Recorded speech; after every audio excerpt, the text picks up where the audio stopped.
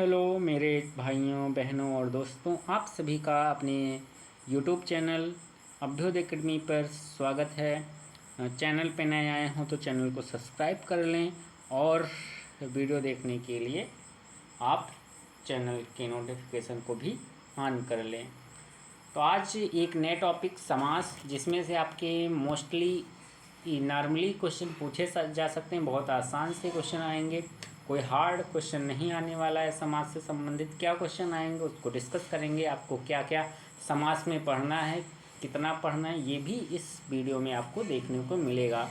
और कोई आप जानकारी चाहते हैं या कोई क्वेश्चन पूछना चाहते हैं तो टेलीग्राम चैनल पर पूछ सकते हैं, या व्हाट्सएप नंबर डिस्क्रिप्शन बॉक्स में मिल जाएगा, वहाँ से आप पूछ सकते हैं। नहीं तो व्हाट्सएप नंबर आप देख सकते हैं 87656067 और 37 पर आप व्हाट्सएप या कॉल करके कोई भी जानकारी हो आप ले सकते हैं, संबंधित हो आपके एलएलबी एग्ज़ाम से। अन्यथा इसके अलावा कोई अन्य जानकारी नहीं दे पाएंगे।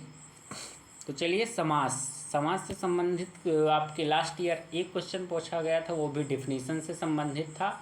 परिभाषा पूछी गई थी, तो उसको ध्यान में रखते हुए कितना पढ़ना है वो आपको जानना जरूरी है। समास थोड़ा सा देख लेते हैं। समास मतलब समास का अर्थ क्या था? संक्षेप। समास का यूज किया जाता है, किसी चीज़ बहुत बड़ा चीज़ है ना, उसको संक्षेप करके बोल दिया जाता है। समास में कम से कम दो पदों का योग होता है, पदों के विभक्तियों का प्रत्यय का लोप होता है। ये आपको जानकारी होनी चाहिए। समास का क्या अर्थ है? समास का अर्थ है किसी शब्द को संक्षेप में बताना। और समास के भेद की बात करें तो समास के रूप की बात करें तो ये मुख्यतः 4 ही प्रकार के होते हैं। लेकिन आपके एग्जाम में जब भी पूछा जाएगा तो ये आपको 6 प्रकार लिखना है, क्योंकि हिंदी में समास की बात करें तो 6 प्रकार का दिखता है, 6 प्रकार के ही माना जाता है। तो और ये 6 प्रकार टोटल 6 प्रकार का ही होता है, क्योंकि 4 तो होते ही और 2 और होते हैं उसी के अंदर, इसलिए पूरा 6 प्रकार के बताए गए हैं समास।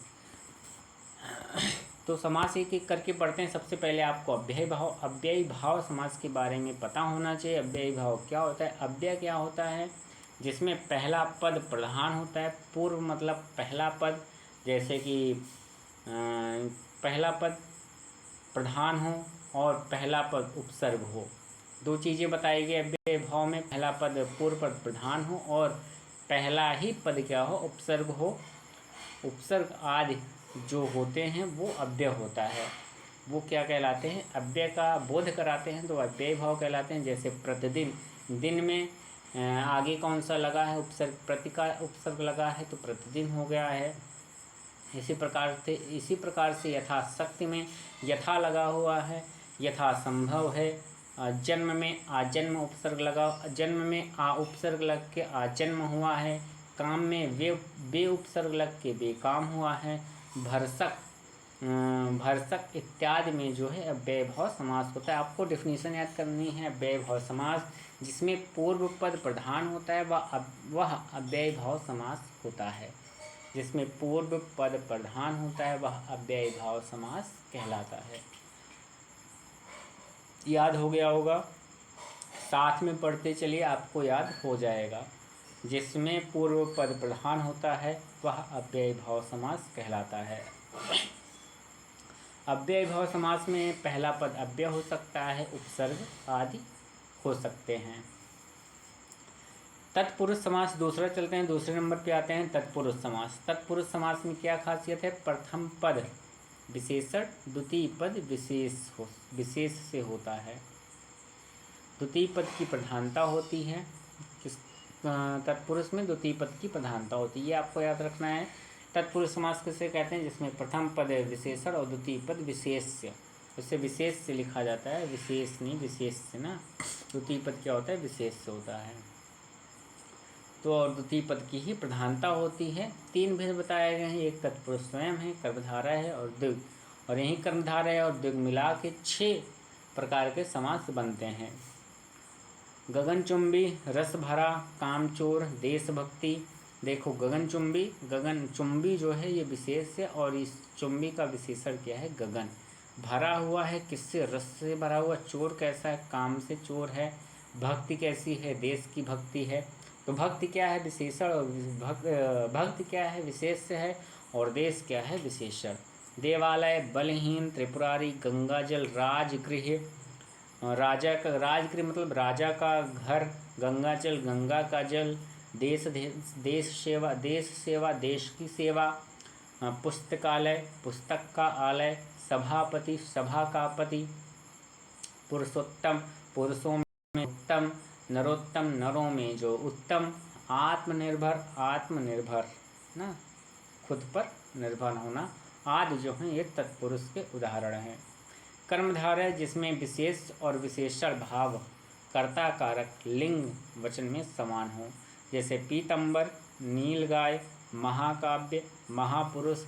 अब इसमें विशेष और विशेषण दिखता है। विशेषण क्या है? विशेष लास्ट वाला विशेष से अंबर जो है, विशेष मतलब संज्ञा। विशेष शब्द क्या होता है? जो विशेष से लिखा गया मतलब संज्ञा क्या है? अंबर। अंबर कैसा है? पीला। गाय कैसी है? नीली। काव्य कैसा है? महा।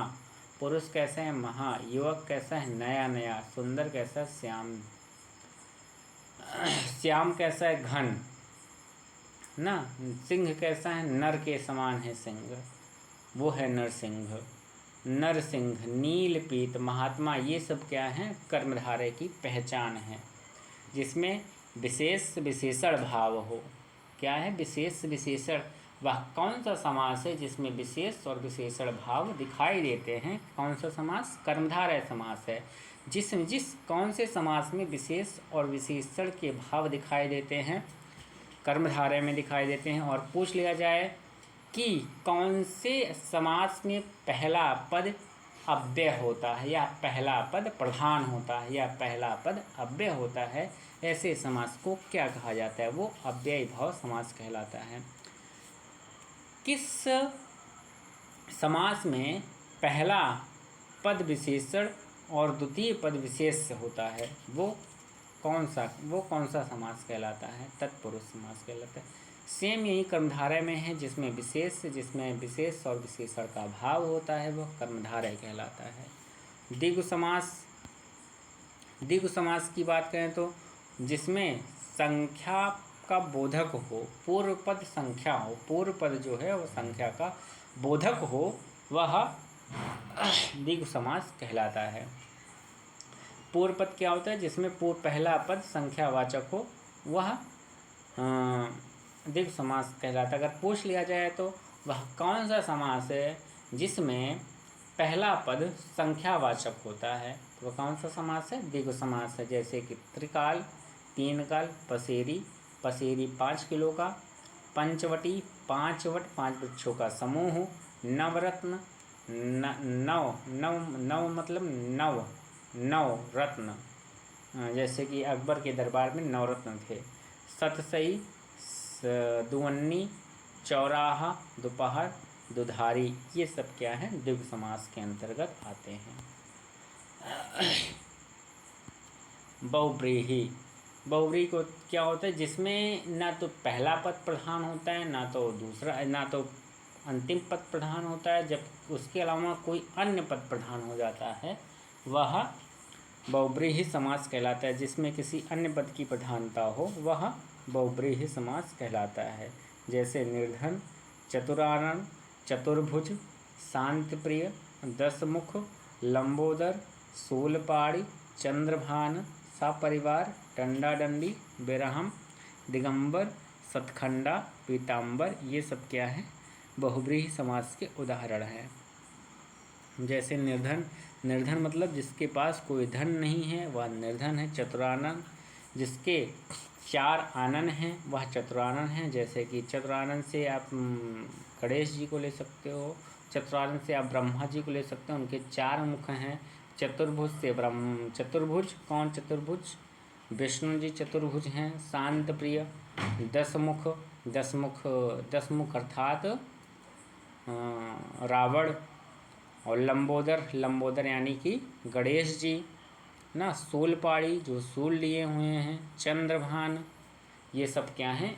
ये सिर्फ चतुर्भुज मतलब चार भुजाओं वाले कौन चार भुजाओं वाले, किसी ये ना तो इसमें पहला पद ना तो दूसरा पद। अब चतुर्भुज का मतलब ऐसा ना कर दो चार भुजा जाके द्विगु समास, नहीं, चतुर्भुज का एक अन्य अर्थ भी निकल रहा है। जिनकी चार भुजाएं हैं ऐसे भगवान विष्णु, ऐसे भगवान ब्रह्मा, ऐसे भगवान, जिनके चार ऐसे देवी जिनके चार भुजाएं हैं। द्वंद्व समास सभी पद, दोनों, सभी मतलब दोनों पद, पहला और दूसरा पद प्रधान होता है, वह द्वंद्व समास होता है। किसमें पहला और दूसरा पद प्रधान होता है? द्वंद्व समास में पहला और दूसरा पद प्रधान होता है। सीताराम, भला बुरा, भात दाल, जैसे सीता, चाहे आप सिंगल बोल लो, सीता, सीता भी स्वतंत्र है और राम भी स्वतंत्र हैं, तो सीताराम। उसके बाद भला बोलो बुरा बोलो, इसमें कभी कभी विलोम शब्द भी आते हैं, जैसे द्वंद्व समास में ना विलोम शब्द भी, रात दिन, भला बुरा, ले कृष्ण, घर, कान, कपड़ा लत्ता, थोड़ा बहुत, ठंडा गरम, माता पिता, दिन रात, पाप पुण्य, लाभालाभ, ये सब क्या हैं? द्वंद्व समास के उदाहरण हैं। इसमें कुछ आपको क्वेश्चन है। देशांतर में कौन सा समास है? देश का अंतर यानी तत्पुरुष है। देश का अंतर तोड़ के पढ़ो, जहाँ का की के नानी ने आता है, या ये सब जो में पर भू आते हैं, जो कारक की विभक्तियाँ आती हैं, वहाँ तत्पुरुष समास देखने को मिलेगा। दशानन, दस हैं आनंद जिसके, अर्थात रावण। किसी अन्य पद की प्रधानता होती है, ना तो पहले पद की प्रधानता ना अंतिम पद की प्रधानता, किसी अन्य पद की प्रधानता होने से बहुव्रीहि समास हो जाता है। चौराहा, चार रास्ता का समूह, चौराहा यानी कि चौराहा जिसमें चार रास्ता हो, जिसमें चार राह हो, यानी संख्या, जिसके पूर्व में संख्या हो, वह कौन सा समास? द्विगु समास होता है। ऑप्शन नंबर सी सही है। तिरंगा, तीन रंग वाला तिरंगा, तिरंगा, तीन, ती जो है इसमें संख्या का बोध करा रहा है, तो संख्या का बोध होने पर द्विगु समास होता है। देव जो महान है, महान, महादेव, महादेव, महादेव क्या है? देव जो महान है, महादेव, ये किसका उदाहरण है? कर्मधारय का। घुड़दौड़, घुड़दौड़ मतलब घोड़े जैसी, घोड़े जैसी तेज दौड़ है, घोड़े की दौड़ है, दौड़ने वाला घोड़ा है, घोड़ा और दौड़ है, तो ऑप्शन नंबर इसमें घोड़े की दौड़ है। ये कौन सा समास है? तत्पुरुष समास है, तत्पुरुष समास है। राजपुत्र, राजा का पुत्र, जब विग्रह करोगे राजा का पुत्र, ये कौन सा समास है? तत्पुरुष। इसमें का लोप हुआ है, तो इसमें का जब विग्रह करोगे तो का आया जाएगा, का आने पर इसमें तत्पुरुष समास दिखाई देने लगेगा। माता पिता में कौन सा समास है? माता और पिता, द्वंद्व समास, दोनों पद स्वतंत्र हैं, दोनों पद आपस में मौज कर रहे हैं, यानी दोनों पद आपस में प्रधान है, कोई एक दूसरे पर डिपेंड नहीं करता है। निम्न में से किसमें अव्ययी भाव समास है? कमल नयन, इसमें तो कर्मधारय है। यथाशीघ्र, इसमें ही अव्ययी भाव है। रात दिन में आपको दिखेगा। द्वंद्व समास, चतुरानन, चार आनंद जिसके हैं, वो कौन सा समास है? बहुव्रीहि समास है। यानी ब्रह्मा हो या किसी अन्य की उपस्थिति है, किसी अन्य चीज़ की अन्य पद का प्रधानता हो रही है, तो वो अव्यय, वो बहुव्रीहि समास। निम्नलिखित में से किसमें बहुव्रीहि समास है? लंबोदर, लंबा उदर है जिसका, अर्थात गणेश जी। लंबोदर का मतलब गणेश जी हो गया, किसी अन्य पद की प्रधानता हो गई, तो यही ऑप्शन सही हो गया। प्रतिदिन, दिनम दिनम प्रति, ये है कर्मधारय, ये है अव्ययी भाव समास का उदाहरण। त्रिभुज, तीन भुज, जिसमें संख्या का बोध हो, द्विगु समास। बलहीन, इसमें बल में हीन, बल से हीन, यह है तत्पुरुष का। तो ये आपके रहे 10 क्वेश्चन और समास पूरा कंप्लीट। फिर मिलते हैं अगले वीडियो में एक नए टॉपिक के साथ। आप चैनल को सब्सक्राइब करिए, अपने दोस्तों के साथ भी इसको